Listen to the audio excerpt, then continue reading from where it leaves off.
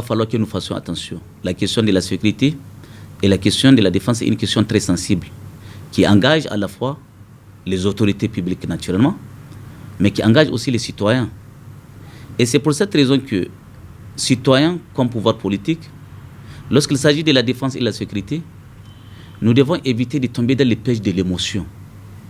Parce que l'émotion conduit forcément à la légèreté qui serait tout simplement préjudiciable au demeurant sur notre sécurité à tous. Et donc, suite à cela, un communiqué du gouvernement a été officiellement rendu public. Mais ce que j'ai compris par la suite de ce qui est devenu la réaction de l'opinion par rapport à ce communiqué, c'est que j'ai compris ce que les gens ont compris, la lettre, mais ils n'ont pas compris l'esprit du communiqué. C'est quoi l'esprit ?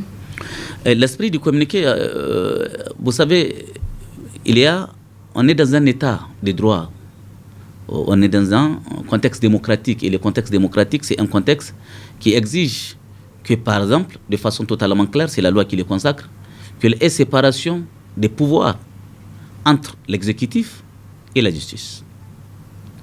Donc, j'ai dit que le président de la République, de sa seule volonté, personne, tous les gens qui sont en train de faire du bruit, personne n'avait demandé avant au président de la République de faire un audit. C'est lui qui a décidé de faire l'audit. Donc, si lui, il n'était pas mis par la volonté de voir clair, aujourd'hui, ce audit-là n'aura pas lieu. En tout état de cause, dans tous les cas, c'est relève de quelque chose d'ordinaire. Ce n'est pas seulement au ministère de la Défense qu'on fait les audits. Ça ne sera pas les derniers, ça ne sera pas les premiers, ça ne sera pas les derniers.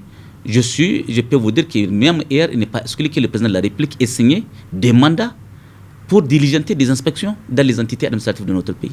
Donc, il va falloir que ça soit très clair. La vision du président et sa volonté de sanctionner toute indélicatesse de la gestion, c'est une volonté qui est constante et qui est indiscutable. Maintenant, l'esprit du communiqué, c'est quoi? À partir du moment où il y a des indices sérieux, et je précise qu'on est dans un état de droit.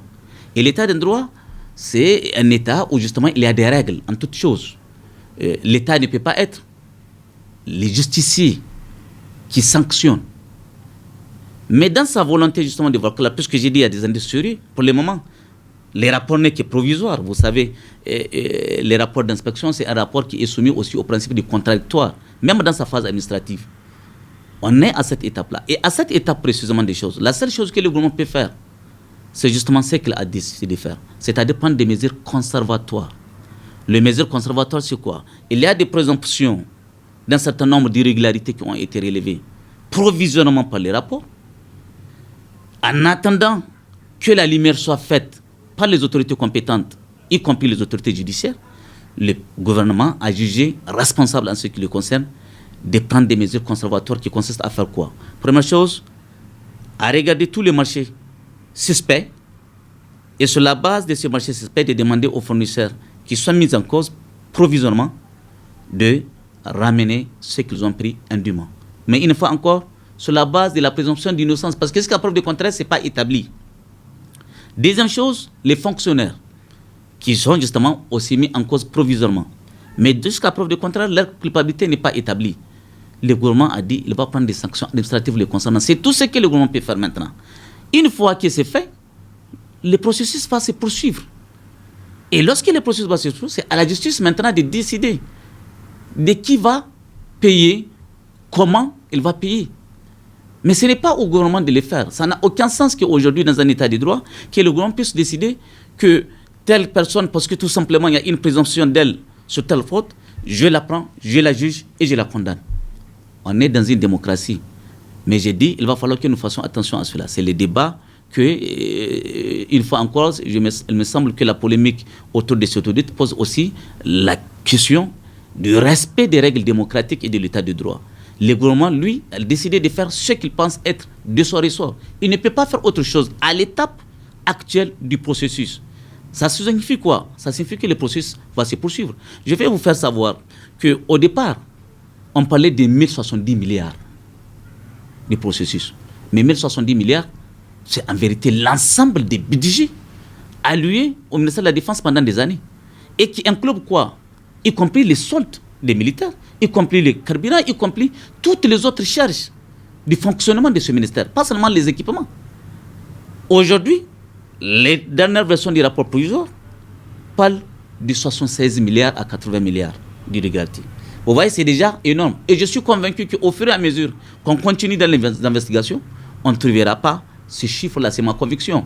Mais une fois encore, pour l'instant, l'État a fait ce qu'il pense être juste. Et c'est ce qu'il doit faire. Une fois encore, ça exprime quoi? Toute la volonté du président de la République de faire en sorte que les choses puissent se faire dans les règles de l'art. Donc voilà, je crois, ce qu'il faut retenir. J'ai dit, il va falloir que nous abandonnons l'émotion, même si elle est légitime, hein, même si elle peut être compréhensible.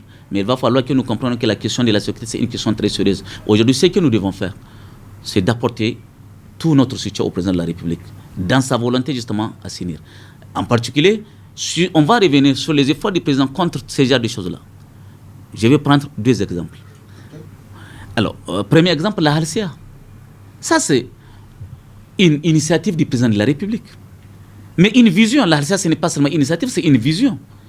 Et je vais vous dire, si le président de la République n'a pas la volonté de faire, d'abord, je vous dis que c'est lui seul qui a aujourd'hui la prérogative de diligenter un audit. Lorsqu'il a décidé de faire celui du ministère de la Défense, personne ne l'a demandé. C'est lui, parce que justement, il a estimé qu'il doit savoir qui a fait ce audit-là. La Halcia, il y a une réforme que les gens doivent savoir. Vous savez, avant la Halcia, quand elle fait un travail, elle renvoie à la justice. Le procureur apprécie l'opportunité de poursuivre ou de ne pas poursuivre. On a estimé que ça peut constituer un obstacle à la manifestation de la vérité. On a réformé la loi sur la Halcia pour que les rapports de la Halcia soient transmis directement au juge du pôle économique et financier. Les journalistes que vous êtes censés partir au pôle économique et financier où vous allez découvrir qu'il y a des dossiers qui sont traités au quotidien et qui engagent des responsables de ces pays-là. Avant, ça n'existait pas. Parallèlement à ça, il y a une autre autorité administrative, l'agence judiciaire de l'État. Allez-y savoir aussi au niveau de cette agence-là, combien de gens ont été interpellés et combien de gens ont été sommés de rembourser ce qu'ils ont pris indûment. Ça, c'est une volonté du président de la République. Donc, moi, je constate tout simplement qu'aujourd'hui, il y a un procès qui est fait comme ça, je crois, de façon totalement délibérée, pour considérer que le président de la République consacre en quelque sorte une espèce d'impunité. Non, il n'y a pas un président de la République qui est plus soucié de la bonne gestion des ressources comme le président de la République actuelle. Il n'y a pas un président de la République qui a acté que la corruption, c'est un fléau dévastateur contre les pays et contre le développement du pays. Et c'est pour cette raison qu'il lutte. Mais la lutte contre la corruption, c'est un processus de longue haleine. C'est un processus qui requiert l'adhésion de l'ensemble de la communauté. Lui d'abord, mais ensuite tous les citoyens. Ça, c'est un travail qui est en train d'être fait de façon pédagogique, parce que tout simplement, il est porté par une vision qui n'est pas celle qui consiste à faire du populisme, à montrer qu'on est en train de faire, qui n'est pas celle de la chasse aux sorcières. Aujourd'hui, le président de la République a décidé de diligenter l'inspection au niveau du ministère de la Défense. Mais tout le monde savait que ce sont d'abord des camarades à lui qui ont dirigé, qui ont géré le ministère des Finances, de la Défense plutôt. Mais lui-même, et monsieur le ministre Katambe l'avait clairement dit, que le président de la République lui dit qu'il suspecte des irrégularités par rapport au fonds alloué à la défense. Donc, en tout état de cause, je crois qu'il va falloir qu'on puisse être serein et comprendre que nous n'avons pas le droit à l'émotion. Les seules choses, c'est faire dans le cadre de la loi, dans le cadre des procédures légales. Pour l'instant, j'ai dit que le gouvernement, à l'étape actuelle du processus, c'est un rapport très provisoire, je vous assure, et notre pays, c'est un pays où la question de la loi a prévu la présomption d'innocence à tout citoyen. Et à partir de ce moment-là, une fois encore, j'ai dit, il ne revient pas à l'État, au gouvernement en tout cas, de décider de rendre justice. Ce n'est pas son rôle. Ce qu'il est en train de faire, c'est de fouiller. On a fouillé, on a constaté des indices, parce que moi j'appelle ça indice jusqu'à preuve du contraire. C'est à la justice seulement et à seulement la justice d'établir la culpabilité de ceux qui sont mis en cause aujourd'hui. Et en attendant cela, le gouvernement, parce que justement il a estimé que c'est très serré, a pris des mesures conservatoires.